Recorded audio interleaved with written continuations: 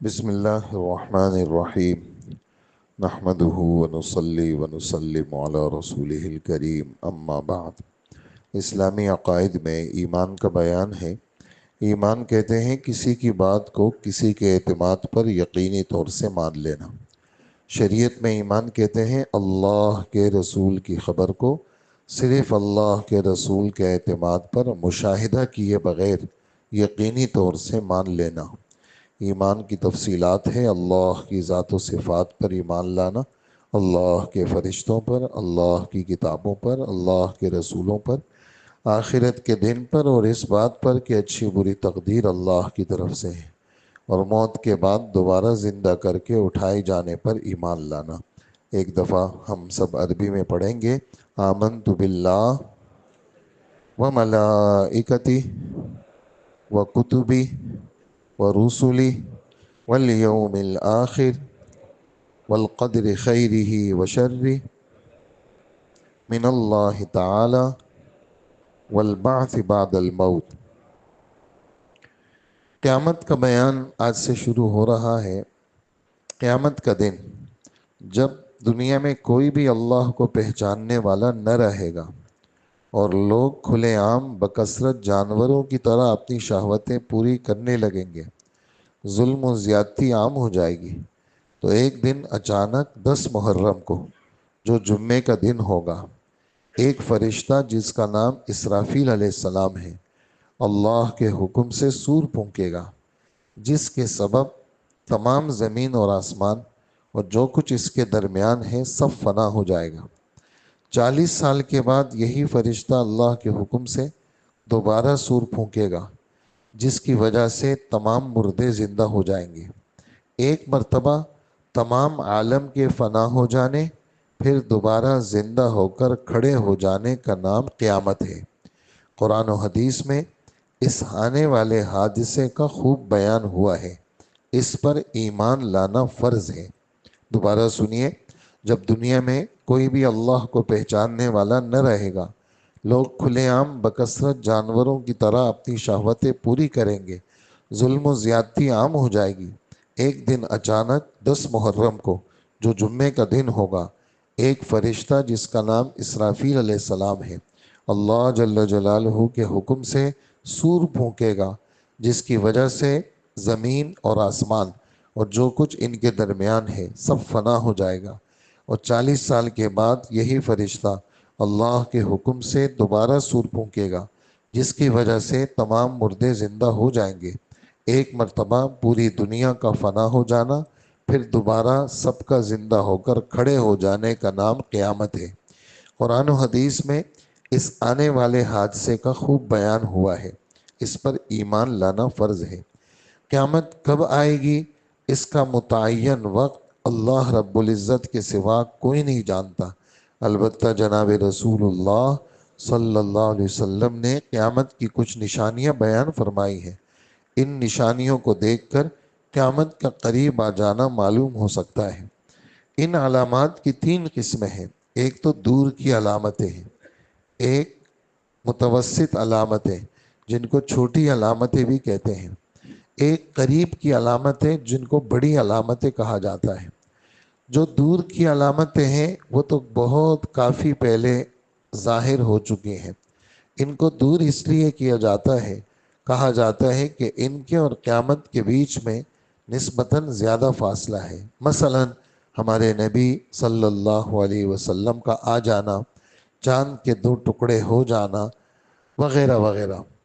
ایسی بہت سی نشانیاں ہیں جو حضور صلی اللہ علیہ وسلم کے وفات کے بعد حضرت مہدی رضی اللہ عنہ کے ظاہر ہونے تک ہوں گی، جن میں سے چند یہ ہیں۔ یہ جتنی باتیں آپ حضرات سن رہے ہیں اس وقت، یہ سب باتیں حضور صلی اللہ علیہ وسلم کی بیان کردہ ہیں۔ ہم عربی عبارت نہیں پڑھ رہے ہیں تاکہ ہمارا وقت زیادہ نہ لگے، یہ سب باتیں آپ کی فرمائی ہوئی ہیں۔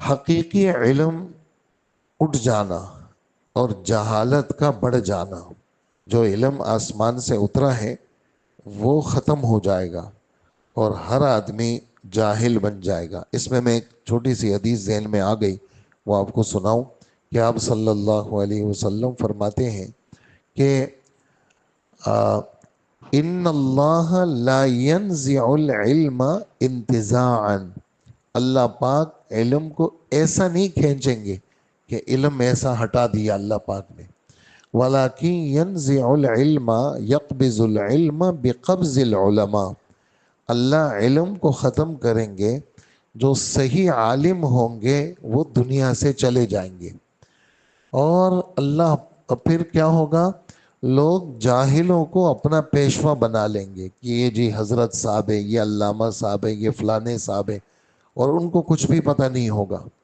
افتوا بغیر علم فضلوا واضلوا، یہاں تک کہ یہ جو جاہل ہوں گے یہ ان کو کسی بات کا پتہ نہیں ہوگا اور فتوے دیں گے، تو خود بھی گمراہ ہوں گے اور لوگوں کو بھی گمراہ کریں گے۔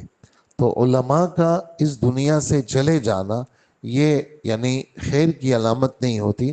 جیسے ابھی پچھلے دنوں یعنی اس پچھلے سال میں بہت بڑی بڑی ہستیاں اس دنیا سے چلی گئی، اور ایک ایک آدمی جو ہے یعنی 50 60 سال سے اللہ کے دین کی خدمت میں لگے ہوئے، اور 80 سال کی عمر ہو گئی جی، اور 20 سال کی عمر میں عالم بنے، اور 60 سال انہوں نے اللہ کے دین کی خدمت کی، ان کا وجود ہی بابرکت ہوتا ہے۔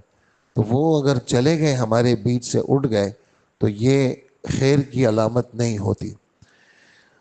زنا اور شراب نوشی کا زیادہ ہونا یہ سب نشانیاں ہیں جو ہمارے نبی نے فرمائی ہیں۔ عورتوں کا زیادہ ہونا اور مردوں کا کم ہونا، یعنی یہ بھی حدیث مبارک میں ہے، اتنی نسبت ہوگی کہ 40 عورتیں اور ایک مرد، یعنی 40 عورتیں اور ایک مرد، اس کا تناسب کا اندازہ لگائیں آپ کہ عورتوں کی مقدار کتنی زیادہ ہوگی۔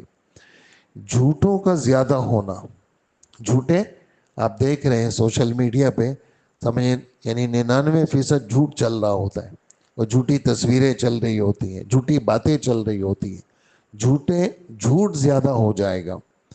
بڑے بڑے کام نااہل لوگوں کے سپرد ہوں گے، کچھ الف با تا کا بھی پتہ نہیں ہوگا، اور بڑے بڑے فیصلے چل رہے ہوں گے۔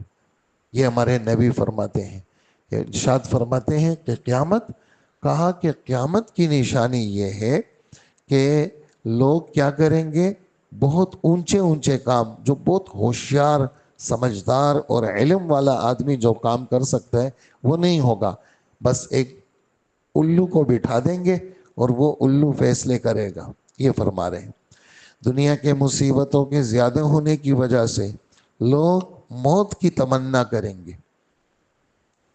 آپ کا فرمان ہے کہ ایک آدمی اتنے فتنے ہوں گے، قبر پہ لوٹ پوٹ ہو رہا ہوگا اور کہہ رہا ہوگا کاش اس قبر والے کی جگہ میں دفن ہو جاتا۔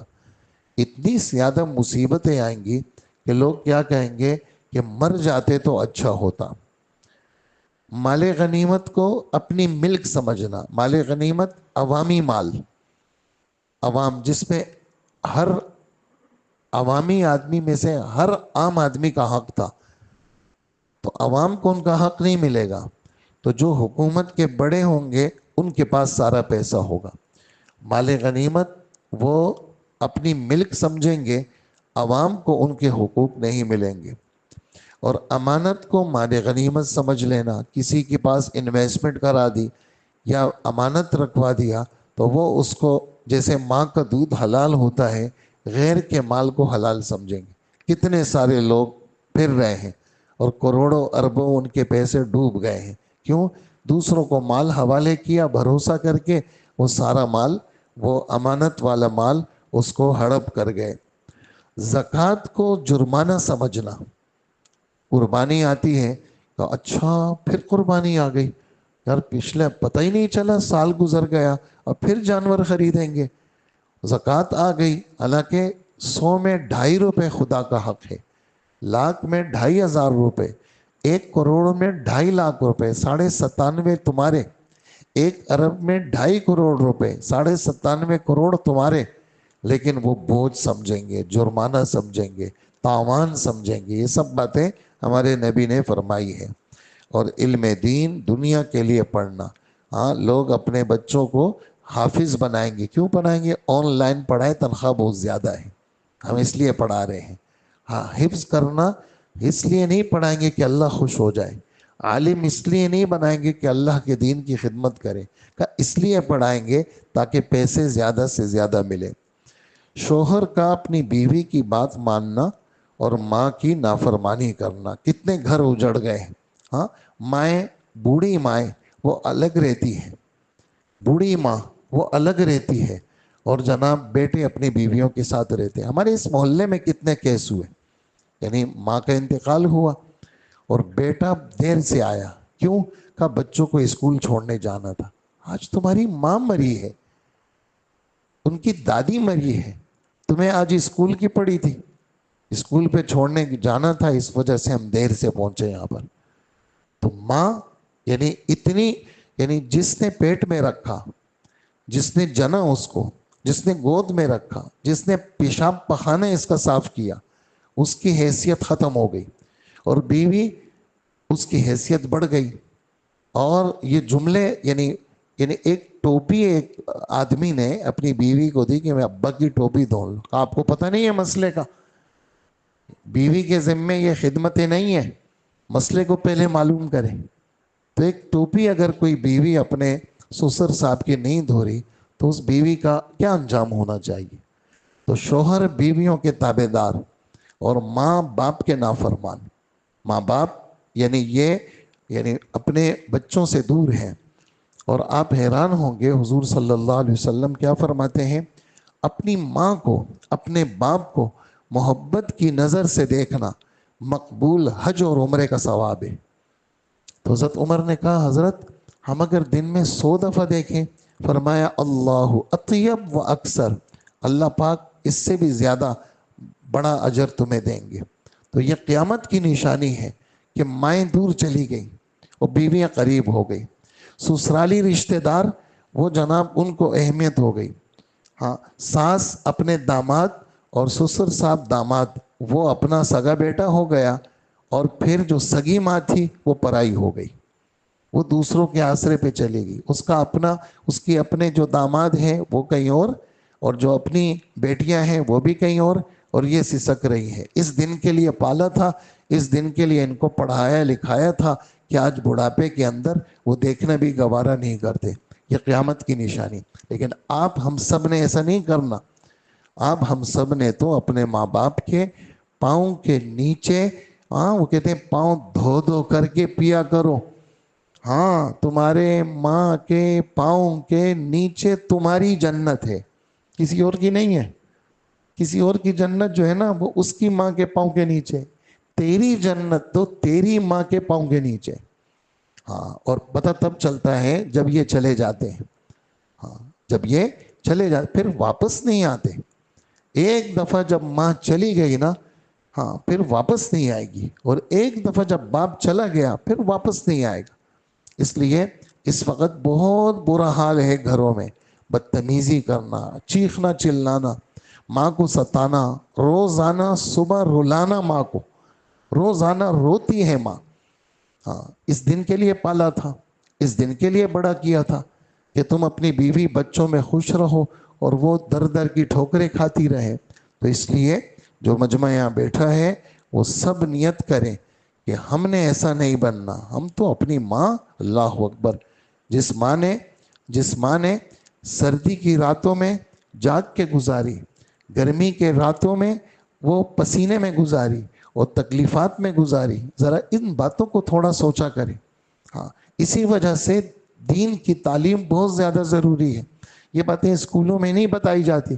وہ تو آپ کو پتہ نہیں کیا کیا پڑھاتے ہیں، اور آپ بس سی اے بن گئے اور ماسٹر کی ڈگری آپ نے لے لی اور پیسے آپ کمانے جاننا آپ نے سیکھ لیا. یہ چیز تو آپ کو مسجد میں ملے گی، تبلیغ میں ملے گی. آپ نکلیں، اللہ کے راستے میں جائیں، مسجدوں میں آئیں تاکہ دل کے کان کھلیں. ہمارا مذہب اولڈ ہاؤس والا مذہب نہیں ہے. اولڈ ہاؤس بنا لیا جی، بوڑھی عورتیں ایک طرف اور بوڑھے ابا ایک طرف. ایسا نہیں، ہم ایسے نہیں ہیں. ہم تو جب تک ہمارے جان میں جان ہوگی ہم تو اپنی ماں کو چھوڑ ہی نہیں سکتے. ہم اپنی ماں کا سودا نہیں کر سکتے، نہ باپ کا سودا کریں گے. ہم تو چپکے رہیں گے. اور ہم ان کے ساتھ ہم دور بھی نہیں جائیں گے.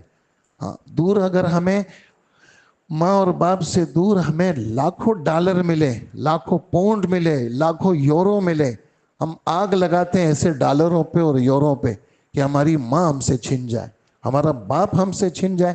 ہمیں نہ ڈالر چاہیے, نہ یورو چاہیے, نہ سونا چاہیے ہمیں. ہم تو سوکھی روٹی پہ گزارا کریں گے, لیکن ماں کی آنکھوں کے سامنے ہم تو روز اپنی ماں کا دیدار کرنا چاہتے ہیں, اور ہم تو روز اپنی ماں کو دیکھنا چاہتے ہیں. اس لیے سب بھائیوں سے درخواست ہے, سب کے کان کھڑے ہوئے ہیں اس وقت, اس لیے نافرمانیاں بہت بڑھ گئی ہیں, اور ماں باپ ہم سے ناراض ہیں, ماں باپ ہم سے ناراض ہیں. اس لیے وہ سب سے زیادہ شفیق, یعنی سب سے زیادہ شفیق وہ ماں ہوتی ہے. باپ میں ایک روب داب ہوتا ہے. باپ کا سایہ بہت بڑا سایہ ہے, باپ کا سایہ بہت بڑا سایہ. اگر بیٹے کو کوئی بات کہہ دی, ماں ہے ان کا حق ہے, اور اگر باپ نے ڈانٹ دیا تو ان کا حق بنتا ہے. ہم تو ان کے غلام ہیں بھائی, ہم تو ان کی بات میں ہائپر ہو گئے جناب. اور آپ کیسے, آپ کون ہوتے ہیں بات کرنے والے؟ ہاں وہی تو بات کرنے والے, ان کے علاوہ اور کون بات کرے گا؟ ہم سدھریں گے اپنے ماں اور باپ کی ڈانٹ کی وجہ سے. انہیں کی ڈانٹ میں تو مزہ ہے, انہیں کی ڈانٹ میں تو مزہ ہے. مولانا شبیر احمد عثمانی, مولانا تقی عثمانی صاحب ان کے رشتہ دار تھے یہ. اور پاکستان جب بنا تو ہندوستان سے جو محمد علی جناح تھے پاکستان کے بانی, ان کے ساتھ آئے تھے. وہ یہاں پر تھے, تو ان کی رشتہ داروں میں سے ایک خاتون وہ زندہ تھی. تو وہ کہتے ہیں میں ان کی ملاقات کے لیے اسی لیے جاتا ہوں کہ لوگ تو مجھے علامہ کہتے ہیں, مولانا کہتے ہیں, پتہ نہیں کیا کیا کہتے ہیں. وہ مجھے نام لے کے پکارتی ہے, ان کا نام لینے میں مجھے بڑا مزہ آتا ہے. ہاں کہ وہ میرا نام لیتی ہے, چونکہ وہ میری عزیزہ ہے, رشتہ دار ہے, میری خالہ ہے, تو وہ میرا جب نام لیتی ہے تو مجھے لطف آتا ہے. تو ماں کی ڈانٹ, باپ کی ڈانٹ, باپ کی مار. میں شادی شدہ ہوں اور باپ نے ایک تھپڑ مارا, بہت اچھا کیا ابا, ایک اور لگائیں آپ کی تو ان تھپڑ کی وجہ سے تو دوزخ کی آگ حرام ہوگی. ہم تو آپ کے تابع دار ہیں. یہ جذبات یہ ملیں گے آپ کو مسجدوں سے, یہ ملیں گے آپ کو تبلیغ میں نکلنے سے. جب آپ نکلیں گے تو پھر آپ کو ماں کی قدر آئے گی, اور جب آپ سنیں گے اللہ نے کیا فرمایا, کیا فرمایا, خبردار اے بیٹے, جوان بچوں کو اپنے ماں باپ کی باتیں وہ بری لگتی ہیں, جذبات میں آ جاتے ہیں, تو سن لے اے بیٹے. 15ویں پارے کا 4تھا صفحہ, 15ویں پارے کا 4تھا صفحہ دیکھ لو ترجمے والے قرآن میں, کہ اے بیٹے ماں باپ کے سامنے اف تک مت کہنا, جھڑکنا نہیں, ان کو جھڑکنا نہیں.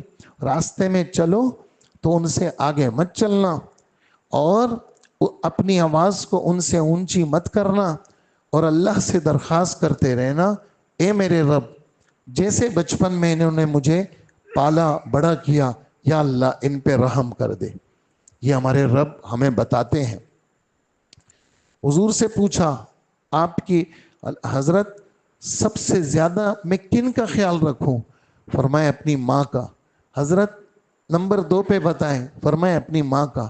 حضرت نمبر 3 پہ بتائیں, فرمائے اپنی ماں کا. حضرت نمبر 4 پہ بتائیں, فرمائے اپنے باپ کا. تو یہ ہستیاں آج موجود ہیں, اور ہم ان کو گھاس پہ نہیں ڈالتے.